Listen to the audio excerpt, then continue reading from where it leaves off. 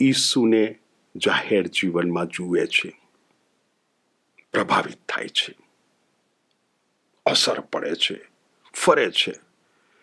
પણ આ બધું ઇતિહાસ સર્જક નથી.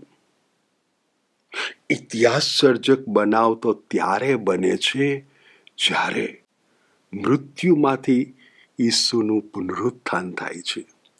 કારણ કે મૃત્યુ સુધી તો બધું અન્ય માનવોના જીવનમાં થાય છે એવું જ થાય છે. હા, કંઈક બહુ વિશિષ્ટ છે ઈસુમાં, એ વાત સાચી. પણ મૃત્યુ પછી જ્યારે ઈસુનું પુનરુત્થાન થાય છે ત્યારે માર્ક ઇતિહાસ સર્જક બનાવ અનુભવે છે.